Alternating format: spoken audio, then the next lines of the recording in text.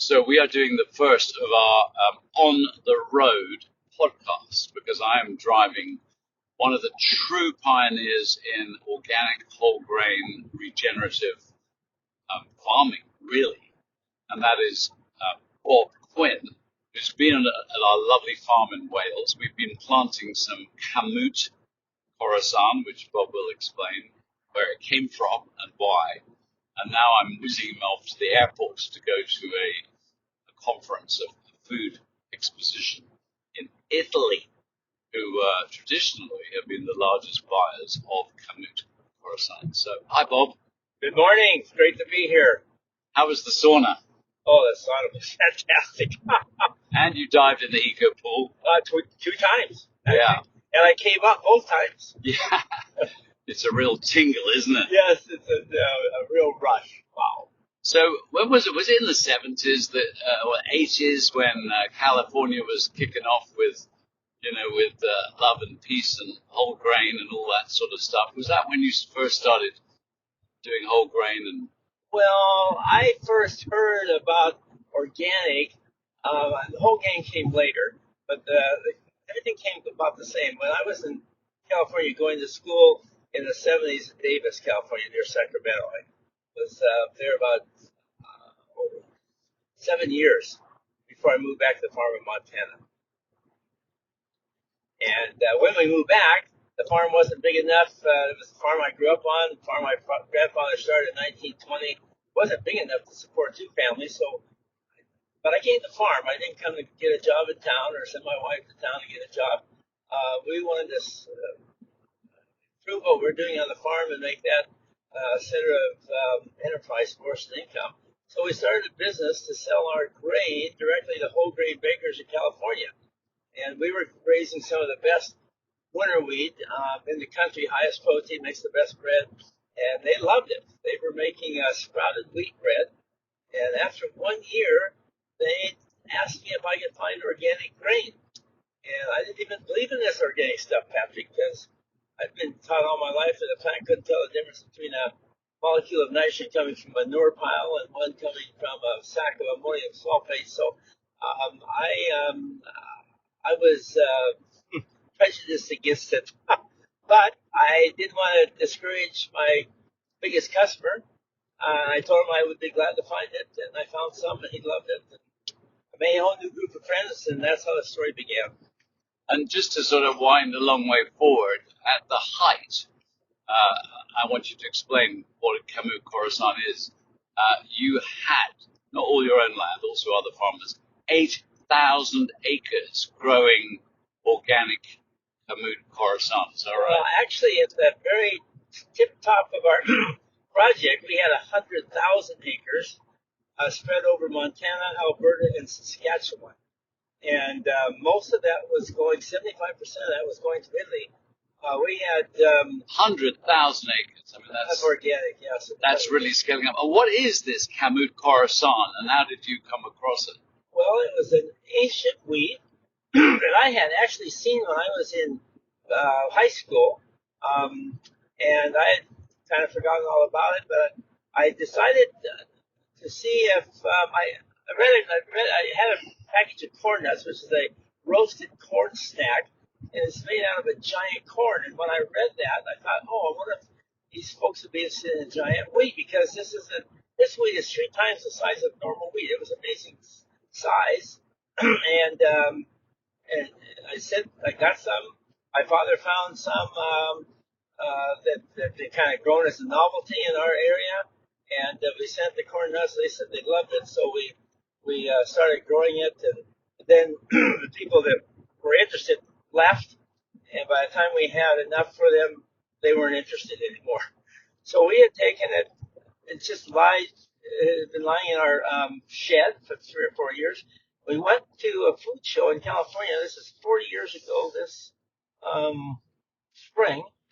And my parents helped me with this food show with their trying to sell stone ground flour and our wheat from our business. And my dad wanted to see if he could show any of this ancient wheat, if anybody would be interested. In 3 days, one person was interested. Uh-huh. And because of that one person, we planted all 50 pounds of half an acre 40 years ago this spring. And didn't someone say it was from the Pharaoh's tomb? What's that So story?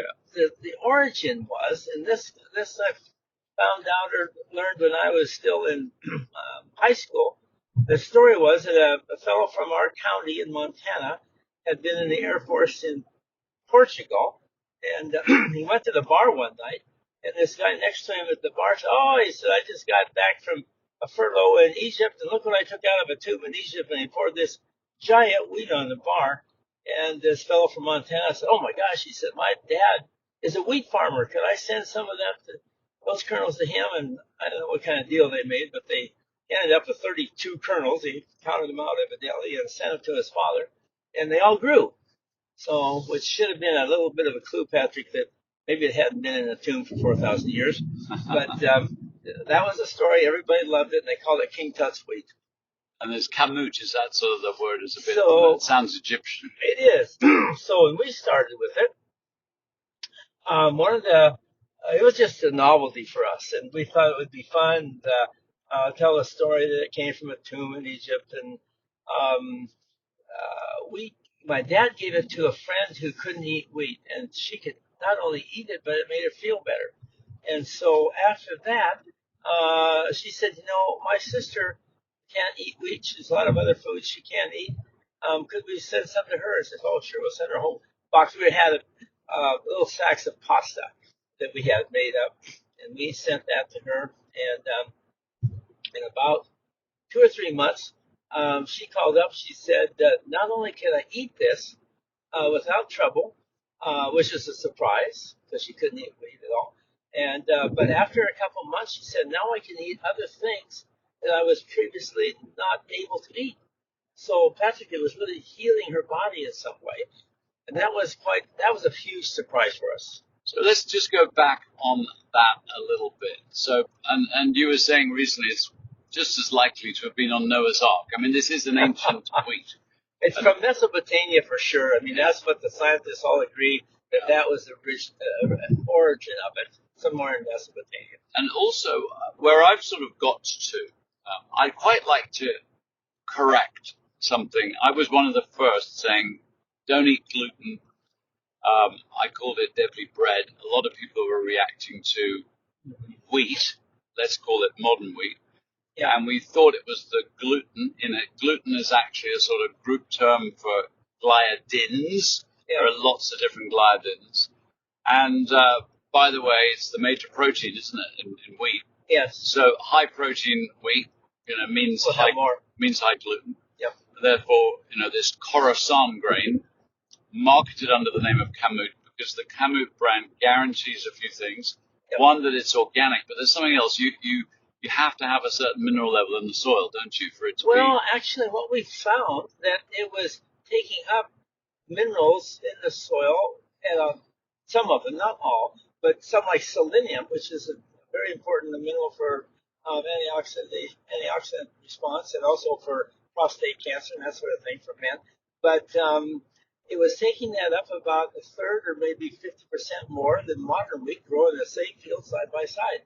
So there's something very, very different about the metabolism of this grain and how it acted in the soil. Now we're working with microbiology in the soil, the microbiome of the soil, and we think that there may be different bacteria that are associated with this grain that's not associated with modern wheat, and maybe that's aiding in it. We don't really know the mode of action, but the gluten in it is certainly higher than modern wheat in most all cases, but it's different.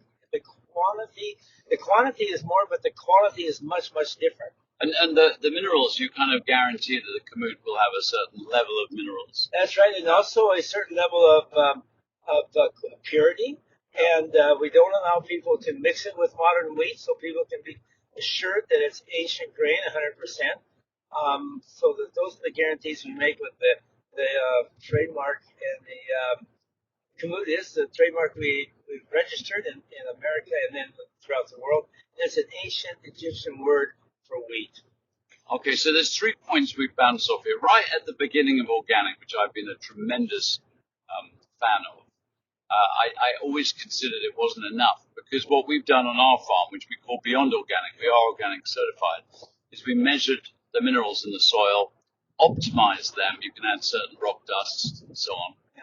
And often you need sea minerals, and sea minerals like selenium, for example. Yeah. Anything begins with Se, which is what selenium's Yep. nickname is in the periodic table, That's right. is high in selenium. So seafood, seaweed.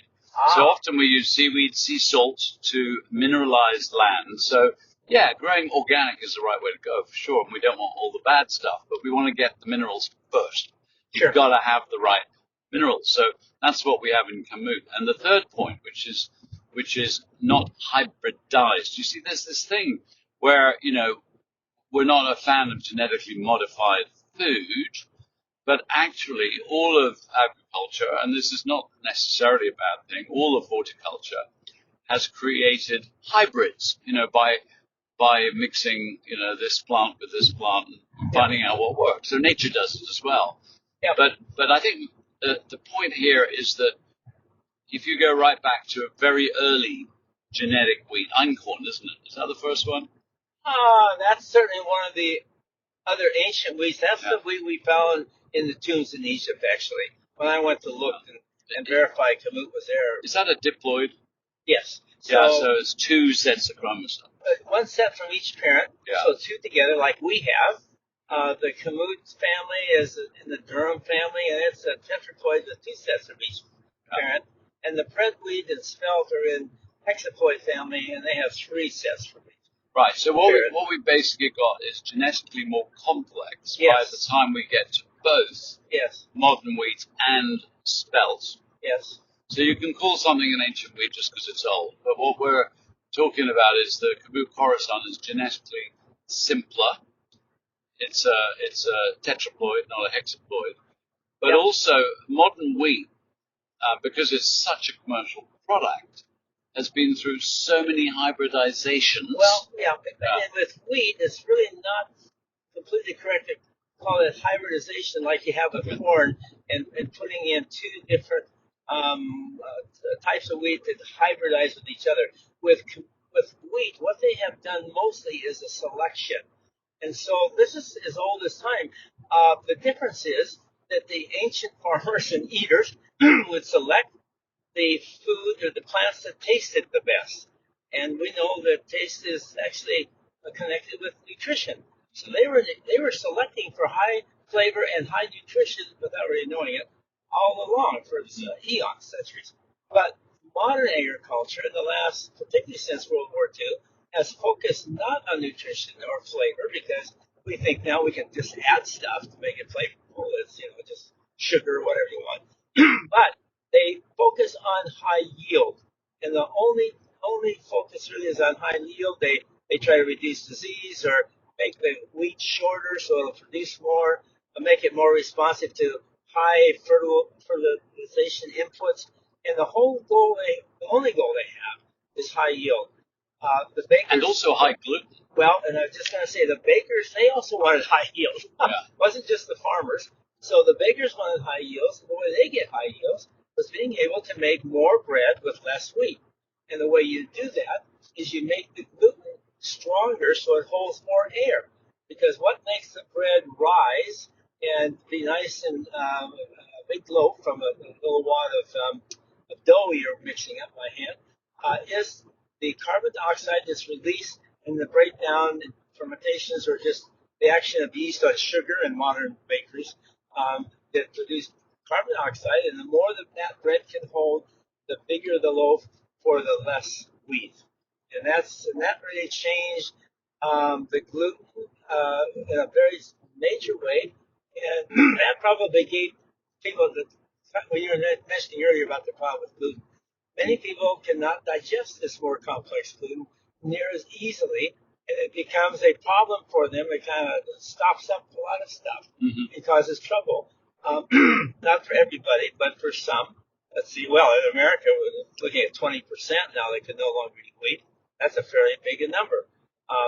And all these things, it's not only the gluten that's been changed, but there's also some contamination with glyphosate, with some people that spray the wheat to dry it down as quick as possible. So in other words, they're spraying it right at the end of its growth. Yes. So they're spraying the very thing you're going to eat because this is a herbicide, Yes. pesticide, It's herbicide. a herbicide. Because that will make it dry quickly, so it doesn't go moldy. And also, so the further you go north in North America, in Canada particularly, they're concerned with early snows, and they want that wheat dead and harvested before the snow comes. In other areas where there's maybe an outbreak of weeds or something, the early herbicides didn't get it all, then they would also spray glyphosate to kill all the weeds. Or they would kill if you have some green spots left in the field that's ripening because it's a little wetter or something, and it's slow. So they would hurry that ripening up with this glyphosate. It's not the only crop they use it on, but for wheat, that goes right into bread for us. And you're right, they're spraying it right on the plant immediately before harvest. And another problem with that is that you stop the final maturation and ripening process, where a lot of nutrition is laid down in the grain, and so that's another thing. You're short circuiting the nutritional development right at the end, and so the nutrition is less than it otherwise could be. So really, these chemicals are being used to kill the end of the life cycle. Yes, shorten it up and kill it all uniformly, and to make money. So we now have quite a few culprits for why people are reacting to modern wheat. It may not just be gluten as such. Now, does nimble bread mean anything to you? Minimal bread? Nimble. Oh, nimble. No, I don't know that. All right, I'll tell you a good story here. I mean, you're in your 80th year. I'm approaching my 70th. And anyone my sort of age will understand and remember nimble bread. It was a marketing triumph. And basically, the ad, everyone remembers this, and the song, She Flies Like a Bird in the Sky, was the song. And in this hot air balloon was a very attractive woman holding a loaf of nimble bread. And the point about nimble bread, it was lighter than any other bread. In other words, it had more air in it, which means it cost less to make. Because it was using a very, very high gluten grain. And gluten, think of glue. So when you feed a yeast sugar, it makes effectively air. And in the presence of gluten, you're baking it in an oven. It's like a sort of 3D string vest sort of effect. You end up with a very light, fluffy loaf, very high in gluten, very high in air, very cheap to produce, which was sold for more money than other bread because it would help you lose weight, right? That was the pitch. And everybody, back in the, let's say, 70s would know nimble bread. It was a major advertising campaign and very successful. But what they won't know is that at one point in my life when I was flying out to California to work with a lovely man, Dr. Jerry Jampolsky, who wrote the book Love is Letting Go of Fear, AIDS had struck, people were dying, and I wanted to go and help. And he had a center for attitudinal healing, which had groups of people diagnosed with AIDS. And this is about 1985 or 6 or something like that. And I went to work with him. And in the process of that, found that there was some with fully blown AIDS, Kaposi's sarcoma, that's the cancer, T-cell counts on the floor, who had recovered. And I got into a lot of trouble because I interviewed a number of people who had recovered from AIDS, because the belief at the time was once you're HIV positive, you will get AIDS, and once you get AIDS, you will die. And I wrote an article interviewing these people, and then I got my first major pharma attack. I got burgled, followed, vilified, and ultimately it led to legal action and so on. But anyway, on the plane, I was sitting next to the model in the nimble bread advert. Oh, for his sake. And I was single at the time. She just left some aristocratic husband. And, we hit it off quite well. And there's another part to this story which is quite amazing, because my other reason for going to California was to meet Dr. Linus Pauling. Linus Pauling, the only man ever to have won 2 unshared Nobel Prizes. He had 48 PhDs. One was his and the other 47 were honorary. I mean, when Einstein was asked, "Are you a genius?" he said, "If you want a genius, it's Linus Pauling." Yeah. And Linus Pauling's lovely wife, Ava, who he'd met as a teenager, had died a few years earlier. And we went to visit him in Salmon Creek in Big Sur. And I brought Chrissy along, the hot air balloon girl. And and Linus and I had an amazing exchange, and she gave him a big hug, which I think he really needed, and then gave her a signed copy of his book.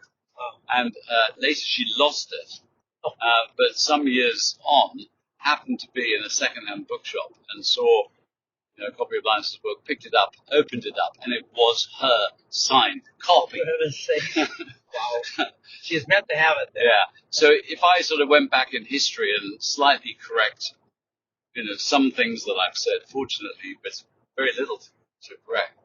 But this focus on gluten being the culprit, I would question. So, of course, when you and I met, which must be 15 years ago or something. Or 20. 20. And you were waxing lyrical about this Kamut Khorosan, and I was looking at it and saying it's really high in gluten. Yeah. And you said, yeah, but people are not reacting to it. I said, I need the science. That's right.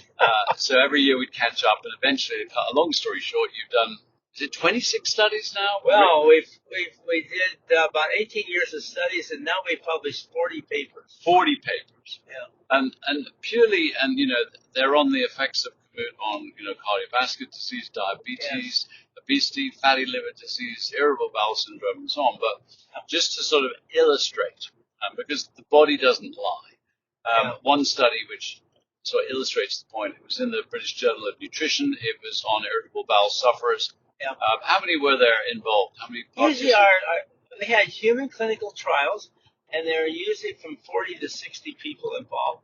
But we were always doing double-blind crossover studies, which gave kind of internal controls, which meant that the smaller population we were working with really made stronger science. And so explain what that means by a crossover trial. So here you've got 40 or so irritable bowel syndrome sufferers. And half of them are divided into two groups, and they don't know what they're eating. They were told not to eat wheat of any sort other than what we gave them. And half the group was given bread and crackers, flour, and whole grain from modern wheat sources, and half were given grain, same kinds of products, but from ancient wheat source, from the Kamut. And both of them were grown organically, so we didn't have that difference. We try to keep it most the same as possible. And after 6 or 8 weeks, they had blood tests, of course, at the end, in the beginning. And then after 6 or 8 weeks, they had a washout period where they could eat whatever they wanted. And then they crossed over. In other words, they ate the other diet for 6 or 8 weeks. So that made it a double-blind crossover study, because even the professors conducting the study didn't know which group was eating which type of grain. So it's double-blind. The professors don't know. The people don't know. Right. They're going to be 6 weeks on Kamut and 6 weeks on organic other wheat. Yes, they're both organic, but they're modern wheat compared to washout period in the middle. And I think you used semi-integrale, so you took some of the fiber out. Well, it depends on what the subject was. For the irritable bowel syndrome, for sure, the scientists were very worried that people would be able to finish the test, and so finish the whole 6 weeks. So they didn't want to use whole grain because they were afraid it would be too irritating to the bowel. So we used semi-integrale, which is halfway between white flour and whole grain. So really just controlling for every possible thing in the best scientific study as such. That was the goal. And so how many of the irritable bowel syndrome sufferers got better, worse, or stayed the same on Kamut? All of them had noticeable improvement. Now, the amount of improvement varied, Patrick, between people. But the direction, they all went the same direction. So this is like unbelievable. When you have a study where every single irritable bowel syndrome sufferer got better at various extents, eating a very high gluten grain. Yeah. And not only that, And did they all get worse, or some got worse on the modern wheat? So the modern wheat, they either got worse or it was negligible. It wasn't anything they really could notice.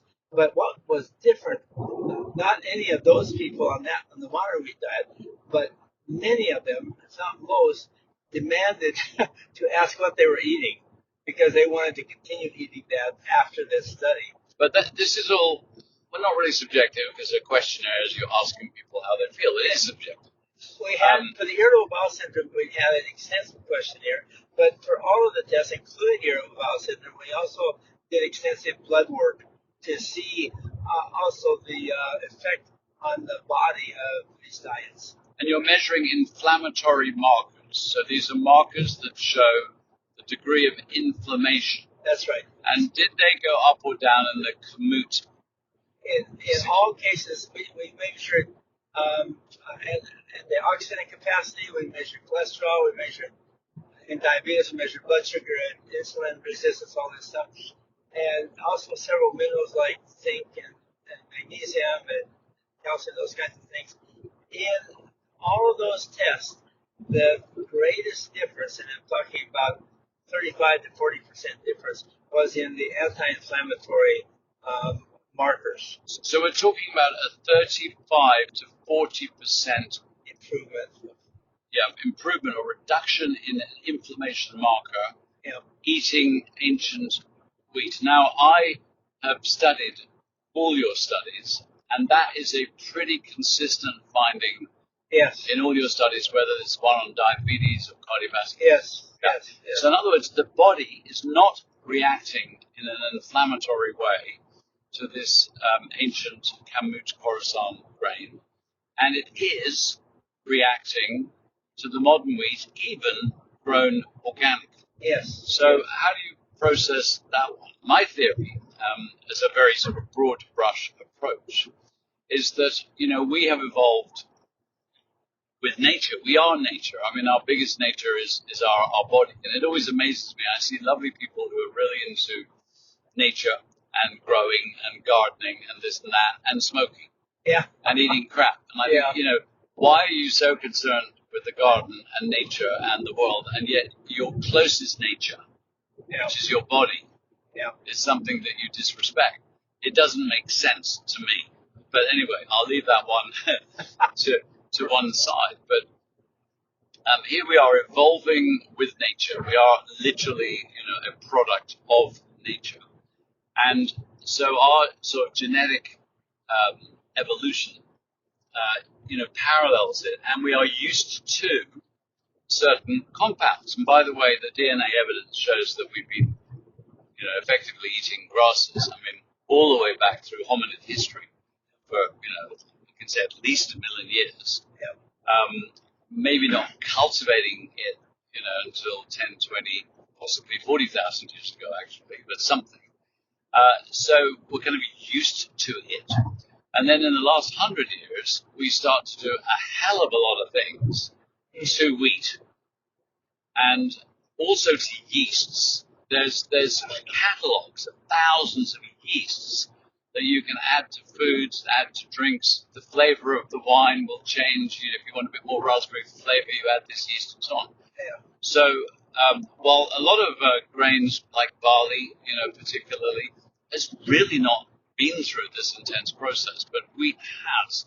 So my broad supposition is that it's this massive change in wheat that our immune system's reacting to as a foe, while the ancient wheats are part of our evolution, so to speak, and our body seems to react to it as a friend, hence the no inflammation. That's my take. What do you think, Scott? We really don't understand the mode of action, but we do clearly understand that there is a difference that you're talking about.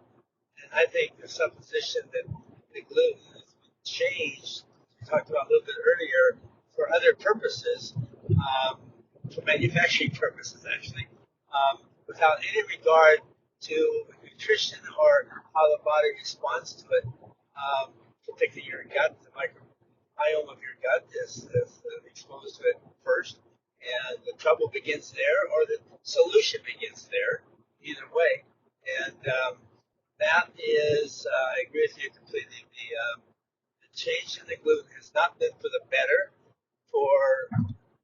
diet for people. It's been only to the better for the industrialization of food and manufacturing. And by the way, that little noisy bit in the car, we just crossed what used to be called the Severn Bridge, the bridge across the Severn estuary. And I think it's now called the Prince of Wales Bridge, although maybe it'll sort of turn into the King Charles Bridge, so to speak, or something like that. Anyway, and yeah, it's an interesting thing. My lovely wife Gabby, she when we moved to Wales, because I have a bit of history there myself, but just in my life, I've been going there since a teenager, and I just love the Black Mountains. She had none. But she used to sing "I'm Coming Home" when we crossed the bridge, and for whatever reason, she felt a real affinity to the area of the Black Mountains where we are, just near Abergavenny. And through a quirk of circumstances, she kind of got the genealogy done. She had a few of the missing pieces. Turns out her great-grandmother and 5 generations back are born, married, or buried within 5 miles of our farm. Amazing. Yeah. And your name is Bob Quinn. Quinn is a very Irish name. Yes, it is. Yeah, so you've got kind of Irish roots. On my father's side, and my mother is entirely German, so that was my makeup. But we had a lot of fun going back to Ireland, kind of Galway, and trying to find where our particular group of twins came from. We knew that they sailed from there came to Halifax first in Canada, but born in some small towns, Cork, just right near Galway. And it was fun to go back, like you say, and see, imagine what it was like 100 years ago or 150 years ago when they left. So your family history is really going one from serious malnutrition. I mean, potato famine. Oh boy, yeah, talk about it. Hit Galway the worst, wasn't yes, it was. Kind of Galway was the heart of the. People were dying in the street. Patrick, it was incredible. The stories that are recorded now in history. And now you're focused on optimum nutrition and how to grow food at scale that delivers health benefits, because that's what agriculture has really forgotten. The word agriculture really is just associated with creating commodity that you can trade in and make money out of. Yeah. And somehow the fact that the function of food is to make us healthy. I agree totally, and that's really my focus and my drive right now is to help farmers grow food as medicine, and not that you're like a medicine you buy your doctor prescribed, but medicines that keep you well, not only heal you but keep you well. And if we are to take care of the land, the soil, make it some of the things you're saying earlier. Checking on its productivity and its liveliness of the microbiology in that soil, making sure that everything is alive in the soil, then you will have soil that can feed the plants and provide plants with optimal nutrition. And this is really a lost art, you might say. In industrial agriculture, we focus on feeding the plant and just pouring on chemicals and whatever that plant needs to produce as many tons of commodities as possible. I would hope for a future where we could pay farmers for pounds or tons of nutrition rather than just grain or whatever their commodities. And if we would pay for nutrition, then farmers would be incentivized to prepare the ground and take care of it in a way that produce that maximum nutrition. And then in your 80th year, you've made a normal decision to sort of downsize and sold off parts of your farm, rented out parts of your farm. But I think with conditions that they can't spray glyphosate and stuff like that. Is that right? No, they have to be. So I have rented out all my farm, actually, about 6 years ago to a couple guys that were working for me. And now it's their business. And, of course, they have to continue to be regenerative organic certified.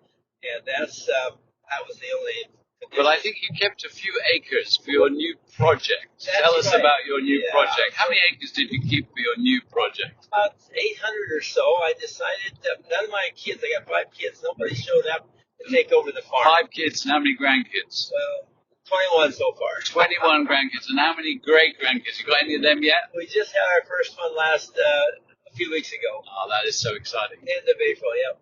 It's great. Okay. So anyway, since none of us showed up, I decided to take 800 acres and create a regenerative organic research, education, and health institute. And our whole focus and our mission statement actually is healing the earth by growing food as medicine. So everything we can do in terms of research, in terms of education, in terms of connecting agriculture and health, that is what we're focusing on with our institute. What's the name of your institute? The Quinn Institute. And you can find it on quinninstitute.org and see our annual reports and see summaries of what we're doing. And if anyone would like to contribute, we're always open to that, of course. And we're also open to people who want to come and see it. In the future, we hope to have a campus built where we can have formal classes. But even now, you can come for tours. And if you want to see what we're doing, if you read about it and want to learn more, people are welcome to come in. And QI, I mean, that's really what we need, isn't it? More intelligence. Yeah. That's what we need. We definitely need more intelligence. And, this could be such a good think tank because in essence, the way I see it is there are two fundamental issues and one is corruption. Yeah. And that is why we have to kind of, vote with our wallets and not buy anything that is has glyphosates. That's kind of a simple answer there. Yeah. And also design. That is, we need to have a design that works for ecology, for economy, for health, and for agriculture. If that's the right word. So the point about the Quinn Institute that I really love is that here we can start to get some super bright people together, do experiments that help to find that design, how we should be doing agriculture to maximize both health and yield. So we can feed people, but we can feed them with foods that actually keep them healthy and well. So another thing on that, Patrick, there's been such an emphasis on cheap food. Mm-hmm. And if you really look at what we've done in America, at least now, the cost of healthcare and the cost of food have completely reversed each other. It used to be we had cheap healthcare because not so many people were sick and we had more expensive food. And now we have cheap food and very expensive healthcare.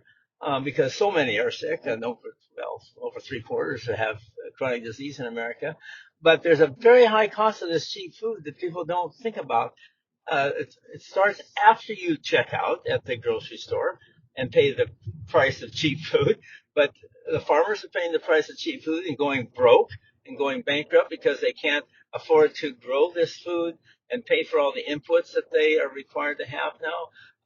When they go broke and leave, the communities that they support start to decline. Our little town of Big Sandy has declined from 1,000 to 600 now. Half of Main Street is boarded up with businesses that failed. Our economy is paying, or our ecology is paying the high costs of cheap food and pollutions. We have glyphosate in the rain that falls on our farm, for example. We have wells, water wells in Iowa that children are forbidden to drink from because of the contamination of nitrates in those wells. We have a dead zone in the Gulf of Mexico the size of New Jersey, which is huge. And how big does it have to get before maybe we think we're going in the wrong direction? And the biggest cost of cheap food is the health cost of having 3/4 of your population chronically ill. And so the growing food as medicine and as a healthy product can solve all of those problems. We can afford to pay, if we reduce the cost of healthcare, we can afford to pay farmers a fair price for what they are producing that is healing people. Once that happens, communities can be revived. If we have more processing locally, communities can be revived with that. And then, of course, healing of the earth by not using these chemicals and poisons anymore will result in ultimately in the healing of our people. This is the goal. And that, of course, is the right goal. and it's what Linus Pauling would say, follow the logic. That's where you get to. But if you want to find out why we are where we are, you follow the money. Yes, And that's right. and the big picture, very clearly, and this is not going away anytime soon, is how do you own food? Yeah. In other words, how do you own seeds? Yeah. This is sort of kind of Monsanto's great big push. Yeah. And, here in the UK, we've had many, many surveys. All of them have shown we do not want GM foods. Yeah. The point about a GM food is now somebody owns that genetic modification. Yeah. So they own the seed. So you have to grow their seed. The seed is often, made sort of pest resistant in some way, but you have to use their product to spray that. Yeah. So we're talking about ownership of food, moving away from natural things cannot be patented. Therefore, you don't have a monopoly. You cannot patent nutrients. And why in this age of orthomolecular medicine advances, which is optimum nutrition, which is functional medicine, when we already have the evidence that the nutrients work much better than the drugs, why are we still a drug-based medicine? And the answer is drugs have patents. Patents have money. Yes. And nutrients cannot be patented. So this is the same battle that's happening. Yes. And big food just wants to find the way to own food. They're not necessarily malevolent in the sense of trying to kill people with bad food. No, they don't want you dead because they can't extract money from dead people. Yeah, but they, what's happening now in the state of California is they're suing many of the major food companies who, for knowingly generating ultra-processed foods with ingredients that they knew from their science would make people addicted to their product. Yeah. And, the state's having to pick up the health bill for, obesity, diabetes, and everything else. So, there may not be malevolence, but there is a massive desire to make money, which has really, overtaken everything. Well, it's really an industrialization of our agriculture, our food production system, and of course, in medicine. Big pharma, that's what's been created. And the whole design of that is an extraction program, Patrick. They're extracting wealth from the rural and even the cities now too, everywhere they can to a very few. And that is really driving this whole thing. And so the people in power, the people who have the money, don't want any of that changed. The only people that want to change are the people who are being extracted from, and then they're having all the negative effects of this extraction. And hopefully there's more and more awareness from those people and more desire now to support a different system. So we're about to pull up at Bristol Airport where you're going to go and spread the love in Italy. Yep. And thank you massively for your lifetime of heartfelt, intelligent science and reality, literally taking the risks, growing at major scale food that nourishes people and food that farmers can actually commercialize and make a living out of. Yep. Bob, you're absolutely one of my heroes. Well, and thank you, Patrick, for all your encouragement and support over the years. That's really what's made it possible. It's a team effort. One person can't really survive for too long against fighting the darts of the adversary so continuously without friends and without support of others. And I really appreciate you and playing that role for me. Arrivederci. Okay, my friend. See you next time.